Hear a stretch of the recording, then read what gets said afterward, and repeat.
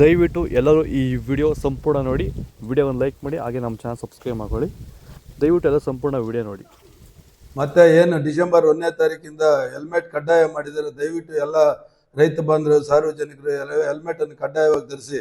Helmet ಬೆಲೆ ಬಂದು 1000ದಿಂದ 1500 ರೂಪಾಯಿ ಇರ್ತೈತೆ. ನಿಮ್ಮ ಲೈಫ್ ಬೆಲೆ ಕಟ್ಟಕ್ಕೆ ಹೋಗ್ಬೇಡಿ, ನಿಮ್ಮ ಲೈಫ್ ಬೆಲೆ ಕಟ್ಟಕ್ಕೆ ಆಗೋದೇ ಇಲ್ಲ. 1500 ರೂಪಾಯಿ ಬೆಲೆ ದೊಡ್ಡದಲ್ಲ. ಇನ್ನೂ ಚೆನ್ನಾಗಿರೋದಾದ್ರೆ 2000 3000 ಆಗುತ್ತೆ.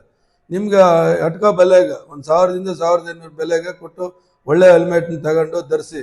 ಜೊತೆಗೆ ಏನಾಗುತ್ತೆ, ನಿಮ್ಮ ಹಿಂದೆ ಫ್ಯಾಮಿಲಿ ತುಂಬಾ ಲಾಂಗ್ ಇರ್ತೈತೆ, ನಿಮ್ಗೂ ತೊಂದರೆ ಫ್ಯಾಮಿಲಿಗೂ ತೊಂದರೆ ಆಗೋದು ಬೇಡ. ಮತ್ತೆ ಕಾನೂನು ಅಡಿಯಲ್ಲಿ ಏನಾಗುತ್ತೆ ಅಂತಂದ್ರೆ 1 ಸರಿ 2 ಸರಿ 3 ಸರಿ ವಾರ್ನಿಂಗ್ ಇರ್ತೈತೆ, 4ನೇ ಸತಿ ಲೈಸೆನ್ಸ್ ರದ್ದಾಗಂತ ಸಾಧ್ಯತೆಗಳೈತೆ.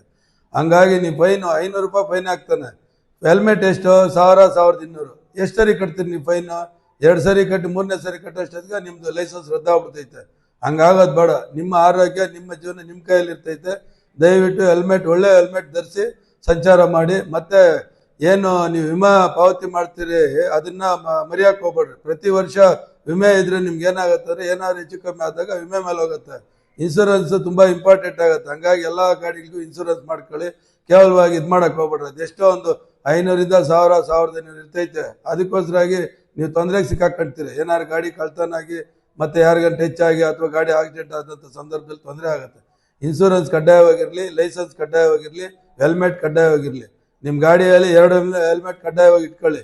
ಅಕಸ್ಮಾತ್ ಯಾರನ್ನ ಬಂದ್ರೆ ಹಿಂದೆ ಕುತ್ಕೊಂಡಿದ್ರು ಕೂಡ ಅವ್ರಿಗೂ ಸಹ ಫೈನ್ ಆಗುತ್ತೆ. ಎಲ್ಲ ಸಾಧ್ಯತೆಗಳಿರೋದ್ರಿಂದ ದಯವಿಟ್ಟು ಕಾನೂನನ್ನ ಉಲ್ಲಂಘನೆ ಮಾಡಕ್ ಹೋಗ್ಬೇಡ್ರಿ.